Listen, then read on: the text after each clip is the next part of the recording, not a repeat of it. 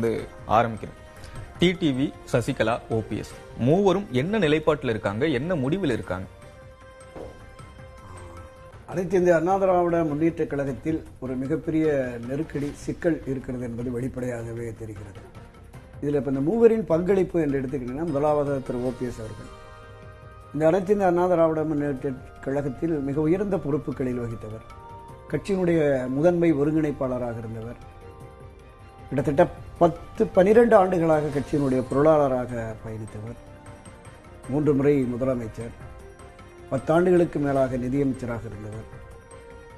அவர் அண்ணா திராவிட முன்னேற்ற கழகத்திலிருந்து நீக்கப்பட்ட பிறகு கட்சி கொடியை பயன்படுத்த முடியவில்லை, கரைவேட்டி கூட கட்ட முடியவில்லை.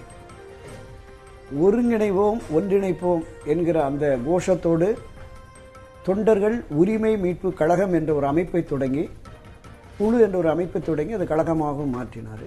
கடைசி வரைக்கும் சட்ட ரீதியாகவும் தார்மீக ரீதியாகவும் அரசியல் ரீதியாகவும் இன்னும் சொல்ல போனால் ஆன்மீக ரீதியாகவும் முயற்சி மேற்கொண்டார்.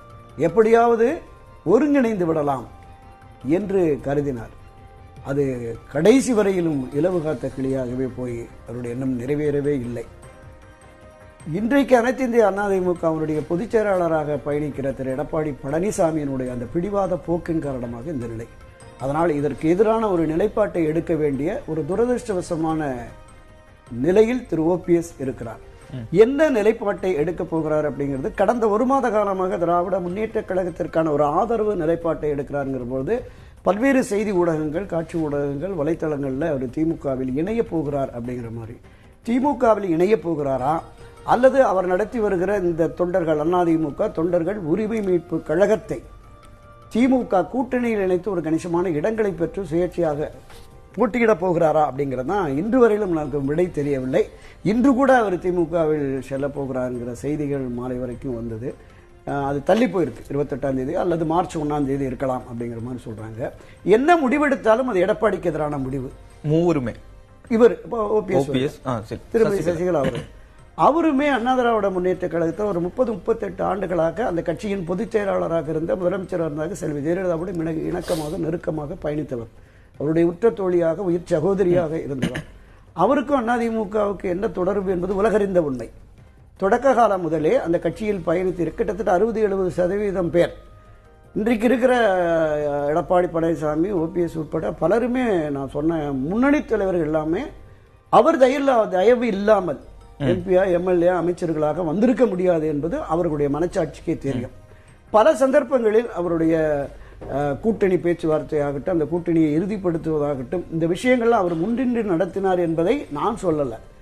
அந்த பேச்சுவார்த்தைக்கு போன மறைந்த தாப்பாண்டியன் உட்பட இன்றைக்கு இருக்கிற விசிக, திருமாவளவன், கூட்டணி கட்சியினர் அனைவருமே சொல்லுவாங்க, அவங்க தான் இறுதிப்படுத்தி கையெழுத்துக்காக மட்டுமே அங்க செல்வி ஜெயலலிதா போகும் அப்படின்னு.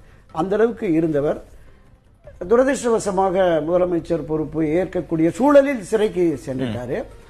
சிறை மீண்டு வந்த அவர் ஒரு தீவிர அரசியல் ஈடுபடுவார் என்று பெரும்பாலும் எதிர்பார்த்த நிலையில் அவர் ஒரு பிரேக் கொடுத்துட்டார். தற்காலிகமாக ஒதுக்கி இருக்கிற 2021 அதிமுக ஆட்சிக்கு வருவதற்கான வாய்ப்பு இருப்பதாக எல்லோரும் சொல்லுவதால், நான் ஒரு பிரச்சனையை கிளப்பி மறுபடியும் ஜானி மாதிரி ஒரு பிரச்சனை உருவாயிடக்கூடாது, ஒதுங்கி இருக்கிறேன் அப்படின்னு ஒதுங்கி இருந்தாங்க. வெற்றி தோல்வி அடைந்து விட்டது. 2021 தோல்வி அடைஞ்சிருச்சு. அப்போவாது இவங்க களத்துக்கு வந்திருக்கணும். 2021 இந்த தோல்விக்கு பிறகாவது வரணும். இன்னும் பொறுமையா இருக்கிறார்.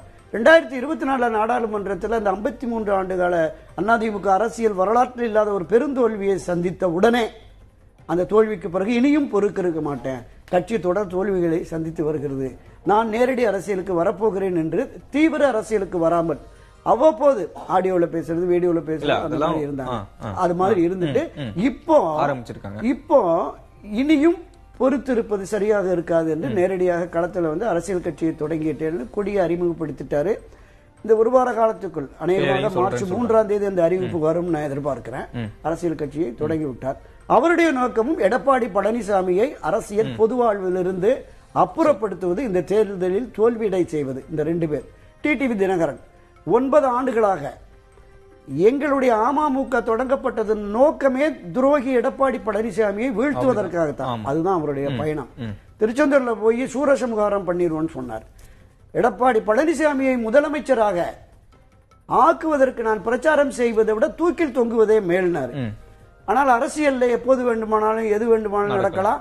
நிரந்தர நண்பனும் இல்லை, நிரந்தர பகைவனும் இல்லை என்கிற மாதிரி இந்த இரண்டு பேரும் எடப்பாடிக்கு எதிரான நிலைப்பாட்டை திரு ஓபிஎஸ் திருமதி சசிகலா எடுத்த நிலையில் திரு டிடிவி ஆதரவு நிலைப்பாட்டை எடுத்து என்டிஏவில் போய் ஜாயின் பண்றாங்க.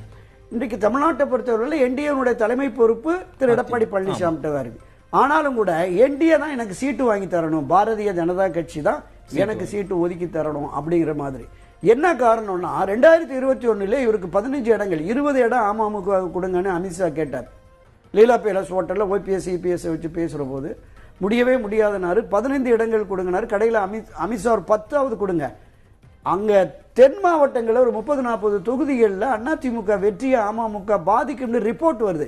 மத்திய உளவுத்துறை தகவல் எனக்கு இருக்குனார். நான் 160-180 இடங்களில் ஜெயிப்போம், இந்த பாருங்க எங்க ரிப்போர்ட், எங்க மாநில உளவுத்துறை ரிப்போர்ட்னு அமித்ஷா வாயை அடைச்சிட்டு எடப்பாடி வந்துட்டார். தோல்வி அடைஞ்சிருச்சு. அப்ப 21-22 தொகுதிகளில் அமமுக அப்போதே வெற்றி வாய்ப்பை பறிச்சுட்டாங்க. இப்போது அங்க போய் இணைந்ததுனால அந்த வெற்றி வாய்ப்பு அல்லது அந்த ஆதரவு வாக்கு வருமானம் வராது. ஏன்னா அமமுக தொடங்கப்பட்டதே திருமதி சசிகலாவுக்காகத்தான்.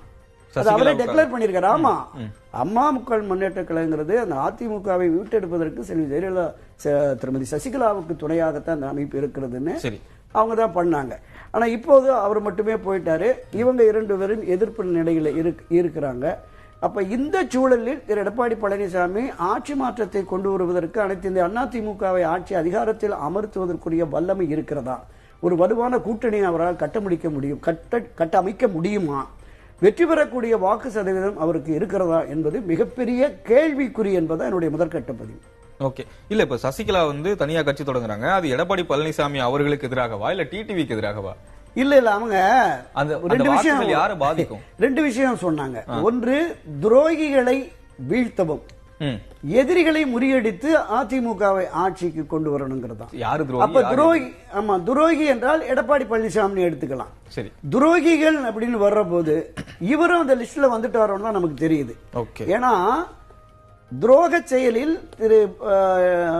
திருமதி வி.கே. சசிகலாவுக்கு எதிராக தொடர்ந்து துரோக செயலில் ஈடுபட்டவர் திரு எடப்பாடி பழனிசாமி தான் என்பது நமக்கு வெளிப்படையாகவே தெரிகிறது. அவரும் கூட கடந்த அந்த கூட்டத்தில் கமிட்டியில பேசுற போது வெளிப்படையாகவே அவங்களுக்கு சொல்லிட்டாங்க. இவர் டிடிவி தினகரன் அவர்களை பொறுத்த அளவுல அந்த துரோகியோடு போய் கைகோர்த்ததால் அந்த லிஸ்ட்ல இவரும் வந்துட்டாரு. இவருக்கு எதிராகவும் களமாடுகிறார் சசிகலா என்பதற்கு உதாரணம் தான் டிடிவினுடைய அந்த கடுமையான விமர்சனம். திடீர் இட்லி கடை, சாம்பார் கடை அவரால் வளர்த்த திருமதி சசிகலாவால் வளர்த்த அவருடைய பையன் தான் டிடிவி தினகரன்.